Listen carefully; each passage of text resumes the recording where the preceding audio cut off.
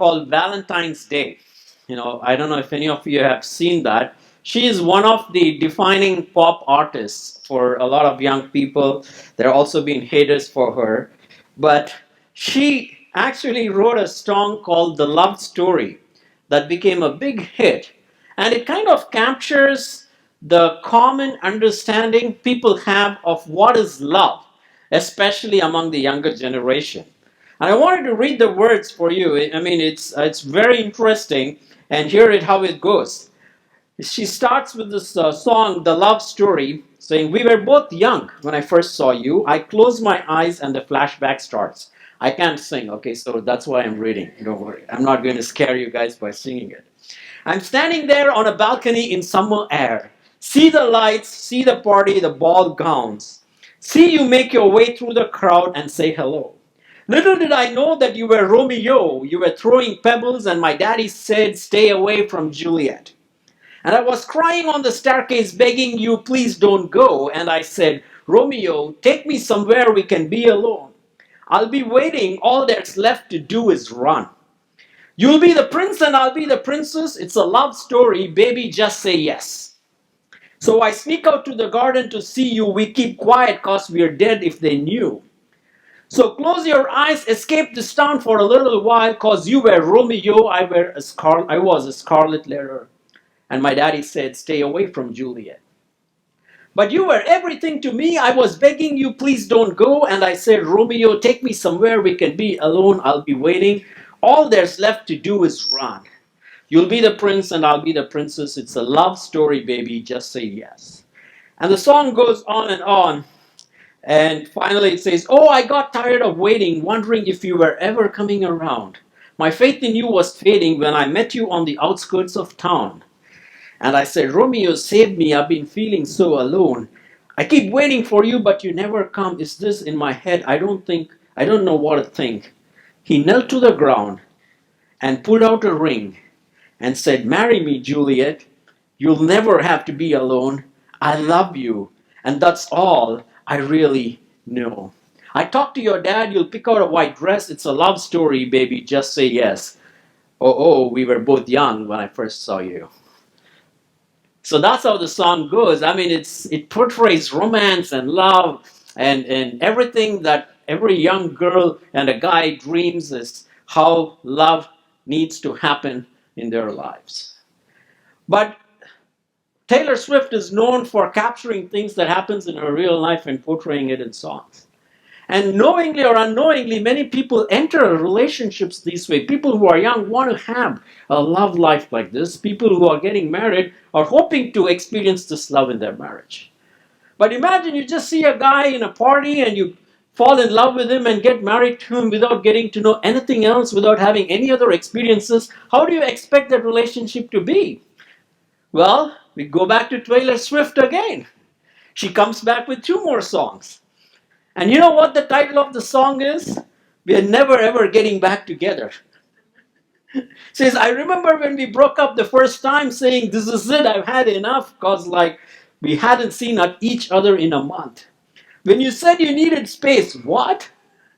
Then you come around again and say, baby, I miss you and I swear I'm going to change, trust me. Remember how that lasted for a day? I say I hate you, we break up. You call me, I love you. Ooh, we called it off again last night.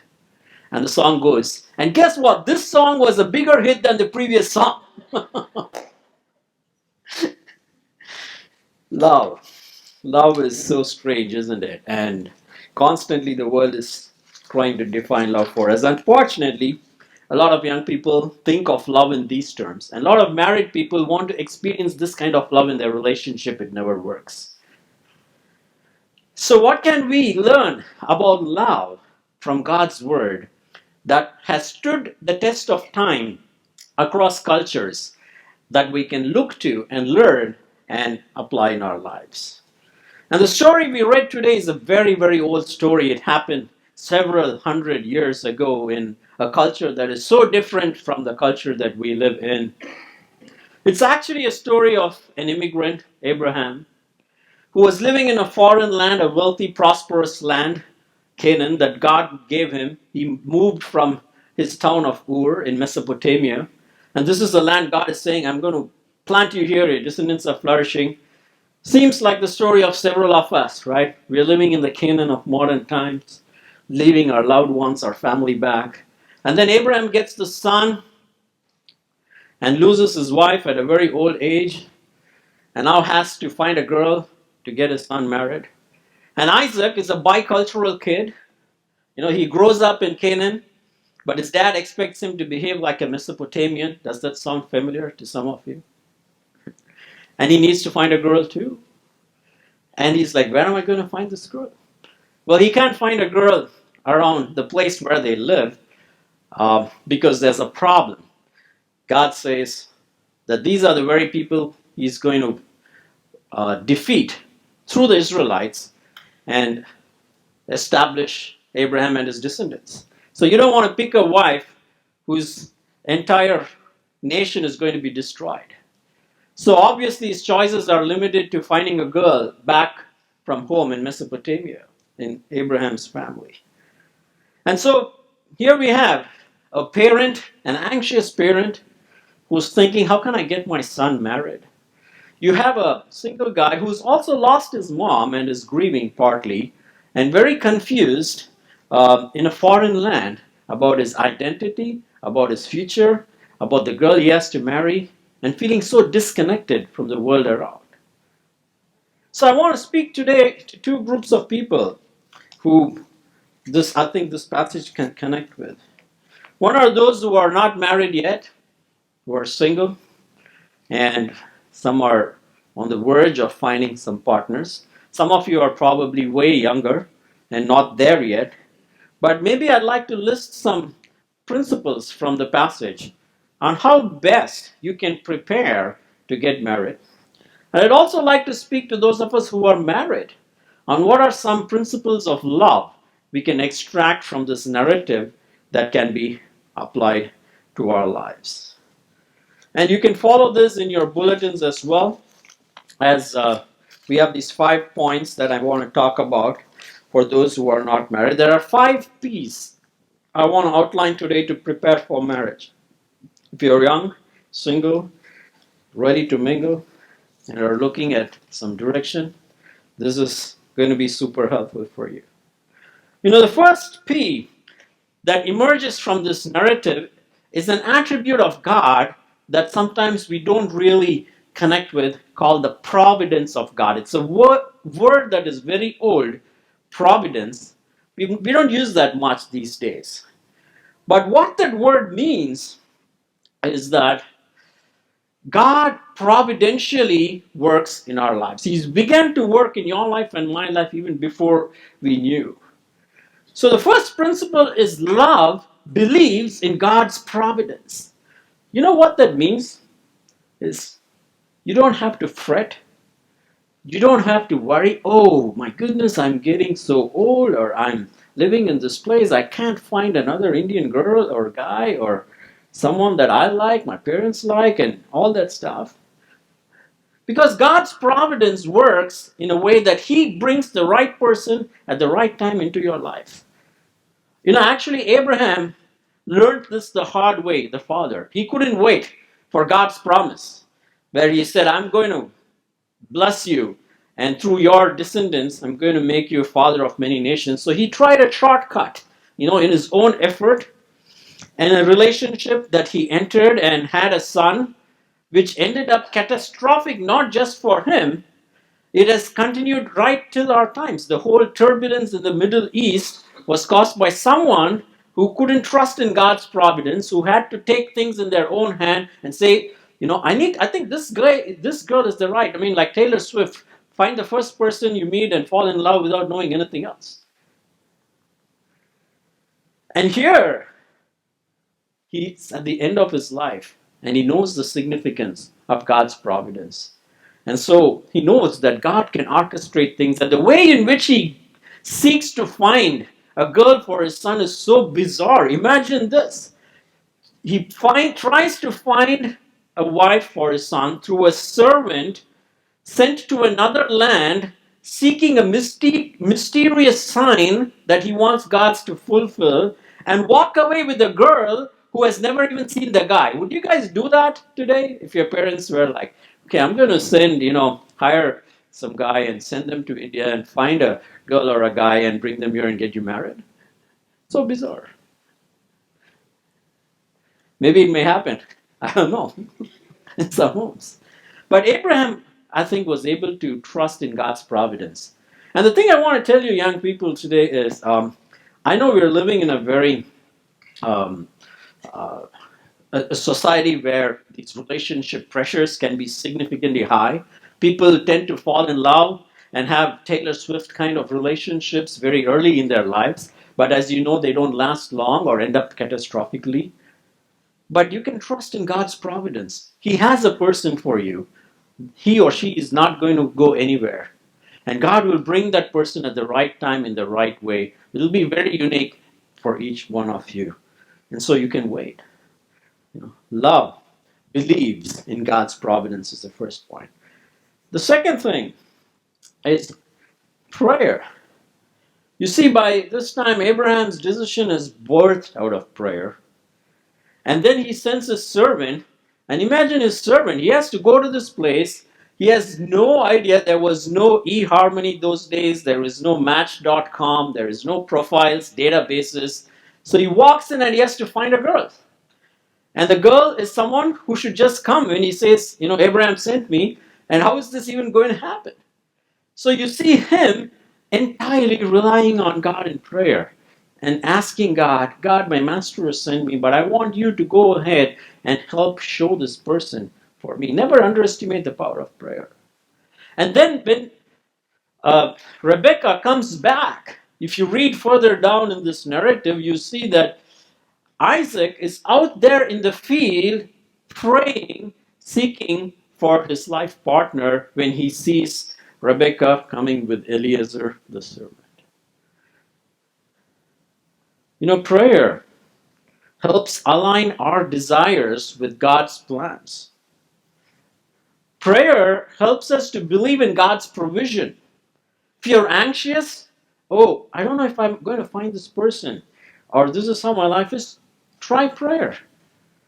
If you're anxious, pray. It helps restore trust in God's provision for us that God is going to give us this person. And third, P is purpose. Love yields to God's purpose and plan. Very often when we start thinking about marriage, I'm sure those of you us who are married and those who are young, you tend to think marriage is just only about us. Hey, I just have to find this perfect guy or perfect girl, and then we are going to get married and we're going to live happily ever after. We don't think marriage is not just for us. God is actually going to bring a person into our life and make us complement each other to fulfill a big plan that He has to accomplish through us. This was not just about Isaac and Rebekah getting married. This was in God's grand redemptive scheme. Through Isaac and Rebekah, the messianic line was going to progress. It was just not them having a jolly good time and building a nice cozy house on the farm side and living comfortably. God was going to do great things through their marriage because He has a purpose. So it's sometimes not just good when we seek to find a life partner. Oh, it's just about us. I just need to find the person who I like. No, is this the person who is going to help me and together us realize God's kingdom plan and purpose? That needs to be a criteria when we're looking for a marriage partner. Otherwise, if it's just about who's going to be the one who will help me make the most money and live the most comfortable life, man, Bay Area is so expensive and I need to find the person with those criteria, well, you may be surprised. It may never be enough. And when you recognize this purpose, God blesses that and brings the person. And the fourth P is something that is probably not too popular in this culture, but that's something you see happening here and in any cultures, I think is significant, is parental guidance. Love listens to God's counsel through parents and friends. Don't do it alone. God, if you have been blessed with godly parents, they have more years of godly walk than you and have a sense of wisdom, and they know you better, and they could share what you want to find in the person that you want to marry. And this is something that's significant, because when you try to do it on your own with your limited experience, it's not often possible to be able to evaluate those relationships properly. And that's why God has blessed you with wonderful parents and friends, and share with them, hey. And the last P is purity. Love seeks God's holiness. It says when you finally found Rebecca, she was a virgin, she kept herself pure. The best gift you can give to your spouse in marriage is your pure selves. And even in this culture, there are several homes where it's customary to wait till after marriage for the first kiss, because that's a precious gift that you can hold until after marriage you give your spouse. And this has been undermined significantly because relationships have been trivialized. Living in and all kinds of alternative forms of relationships are promoted these days. But what it takes it off is, from your marriage, the special uniqueness that can come when you do. And I've spent a lot of time talking to potentially people, those who are about to get married. But I can trust and tell you, you listen to stories of people, of how they've been married and how God has blessed.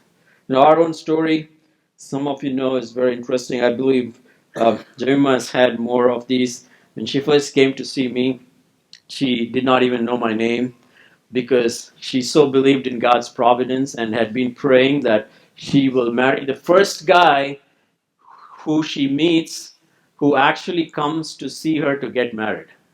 Now that's a very scary proposition. Either it's extreme faith or extreme risk. I mean, thankfully God, I think he didn't disappoint her, but I wouldn't recommend that as a formula for everybody, okay? You guys have to figure out your own formula. But just to have these ingredients built in there, I think will make you feel more at rest and not anxious, even in this culture. When people are running around, I got a girlfriend and I got to find what? Well, God knows the timing, and His providence, and in His prayer, He affirmed the purpose for you to know that He's going to use you in a big way. And right now in your life is the time you spend figuring out where you are in your relationship with God. What is it God has wired you to do? What do you want to do in your life?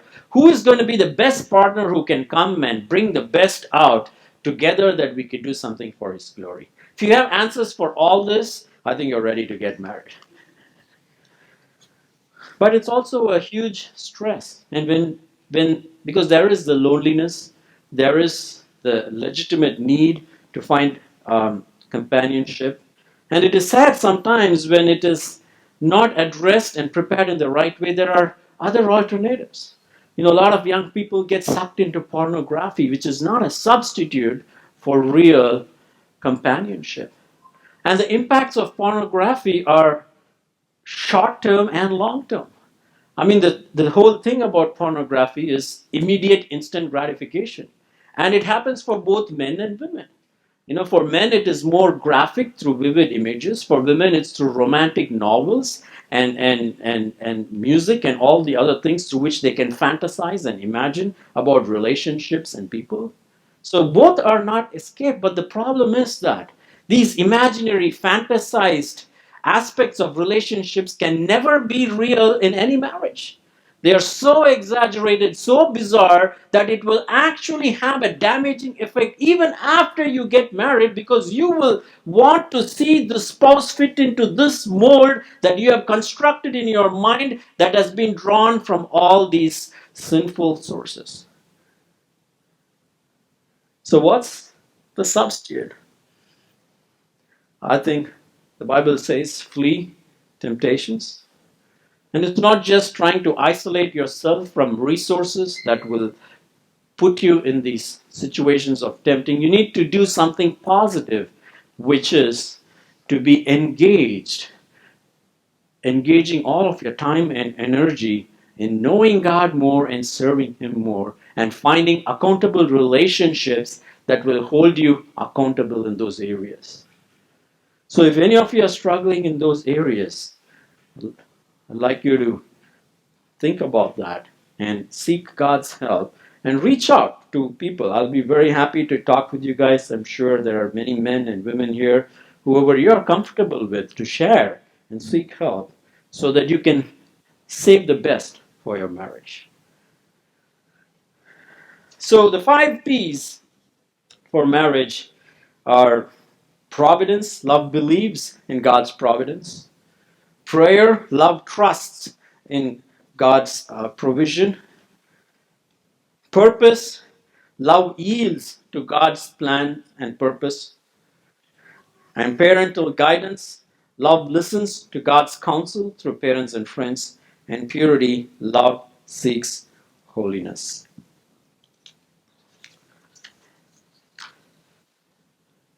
And now, what are some principles for a loving marriage for those of us who are married? You know, the first few days or weeks or months of marriage fly away very fast with romance, right? Because you're new, it's the honeymoon phase. Everything your spouse does is so cool. Wow, man, look at how perfect she is. Look at how perfect my man is. And then here, you see, as Eliezer goes to see Rebecca, she impresses him terribly, in a way that there are 10 camels he brings along, and she asks, sir, he says, can I get a drink? She says, I'll give you a drink and also water all your camels. And do you know, by the way, how much water a camel drinks? A lot of water. It's just a lot of water. And so she's able to put her through the hardship of, giving water for 10 camels. That's a lot of work. And is so hospitable, says, come home, and takes them to their house, introduces them to her brother and mother, and sets up this feast. And wow, you see a girl like that, you're going to go fall flat. Wow, this is it, man. I think I found the one. She is awesome. I mean, look at her hospitality. Look at how great she is. And I've heard sermons preached to me saying, that's how a woman should be. You should find a girl who is hospitable and this and that. As great as they are, that's not the criteria to find a spouse. Can help in romance. Romance can get kindled looking at all these external things and all these nice characteristics in life. But there was something more significant, which is what God comes and tells her later on when she gets married. She's going to have children, 2 of them, and the older is going to serve the younger. And you're going to see that once they get married, the romance doesn't seem to be there. You don't seem to see them showing and displaying this deep love after marriage. Love thrives not by external romantic influences. Love thrives when we seek to hear God daily together. What we see is missing after that is God speaks to her, God speaks to Isaac. There's no evidence of them together having a conversation or seeking God out together. I don't know how it is in your marriage, but I can tell you that the moments of intimacy in our marriage is always increased in leaps and bounds when both Jemima and I have consistently spent time together in prayer with God. And there's just no shortcut to that. All other beautiful characteristics you may have, being hospitable, being nice, being charming, being this, being that, is not enough to keep the marriage going. It's just not enough. It's just simple stuff. Even people who don't know Christ can do that. But keeping God at the center, hearing God's voice and surrendering to it, together is the first criteria to make your marriage work. How is your marriage today? How intimate do you feel with your spouse? Yes, it's great to celebrate Valentine's Day with some flowers and, you know, balloons and cakes and sweets and gifts, and it's fantastic. But to celebrate marriage daily, it cannot happen unless as a couple you get together in God's presence. And that was sorely missing in their life, and it's had consequences. And you see, what happens is then you start drifting away from one another, and something else takes into that void. And for most couples, just like Isaac and Rebekah, what got into that void was not something bad, was not something evil, was actually something very good. Their kids. You know, for Rebekah, she had a soft corner for her second son, Jacob, and Isaac had a soft corner for his first son, Esau. And for them, instead of finding intimacy and love in their relationship with each other, they had that need met through their children because they became their idol. I know you guys, some of the groups are doing counterfeit gods, and Tim Keller goes into wonderful depths in explaining how children can become our idol instead of God, and what impact that can have on our lives.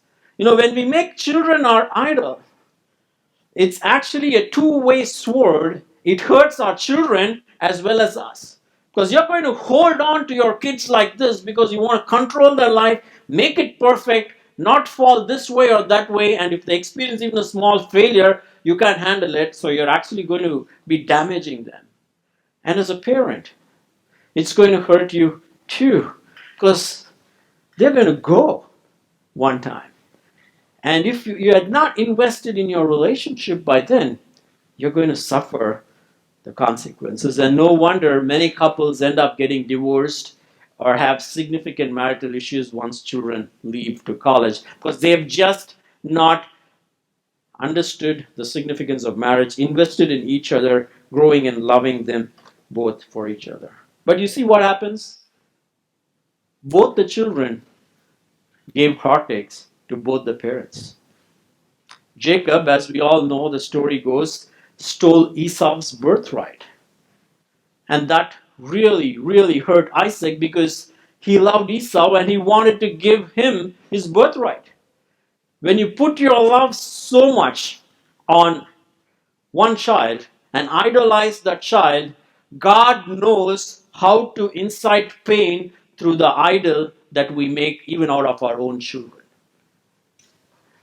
Because the same idol became the cause of heartache. Oh, I live for my children, I live for my children. Please don't live for your children. Let your children live for themselves and for God, and let you guys live for yourselves and for God. And worse, it didn't just stop with Esau losing his birthright and hurting Esau. He ends up marrying two women from different cultures who they say ended up torturing them literally day and night. And for Rebekah, she had to send her son away, Jacob, to flee for his life because the other son was going to hunt him. She could not see him till she died. In fact, she was not there to see the wonderful reunion that happens later on when the brothers get together and get reconciled. There was so much heartache and so much pain when we make children as our idols and worship them and are so much after them that when they turn around or do things later on in lives, we realize we put our trust in the wrong places. So love thrives when we refuse to idolize anyone other than God. And lastly, we see what happened with Isaac.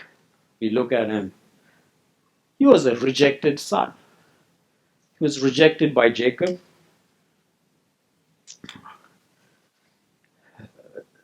Isaac rejected Jacob. And Jacob lived with that rejection throughout his life. He's always wanting to get his father's approval. that he ended up using deception to get that finally.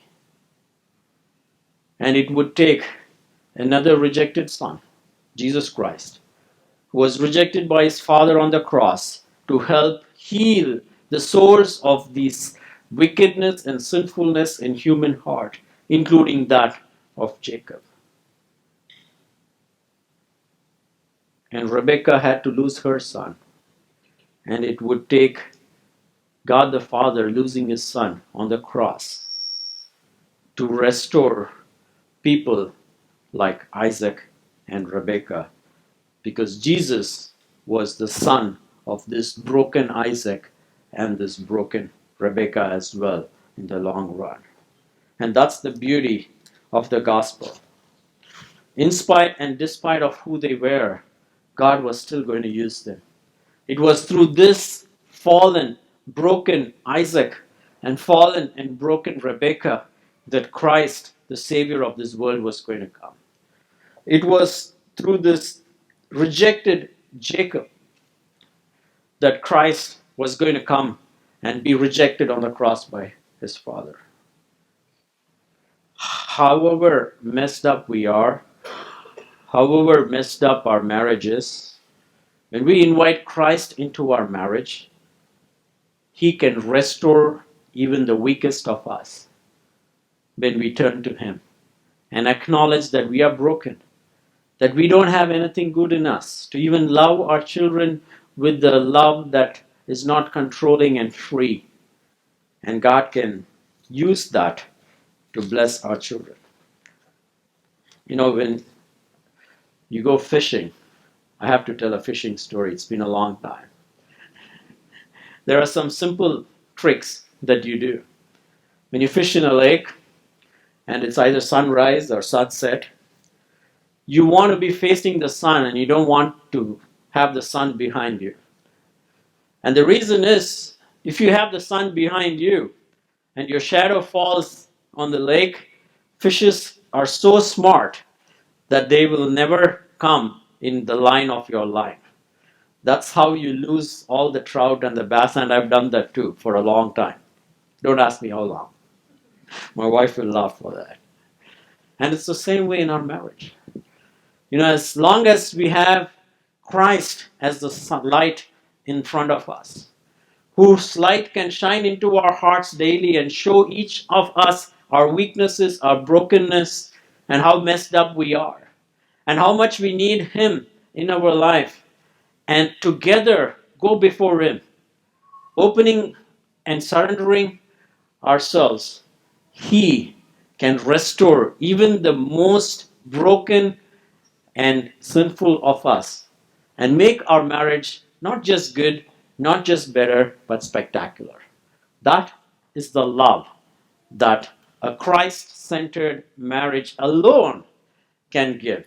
And the best intimacy couples who ever experienced in their entire life are those who have recognized their own brokenness and those who are willing to acknowledge the brokenness of their spouse rather than saying, I'm better than you, you're better than me, and going to this Christ daily and letting him heal each other's hearts and bring us together so we can enjoy marriage the way it wants to be enjoyed.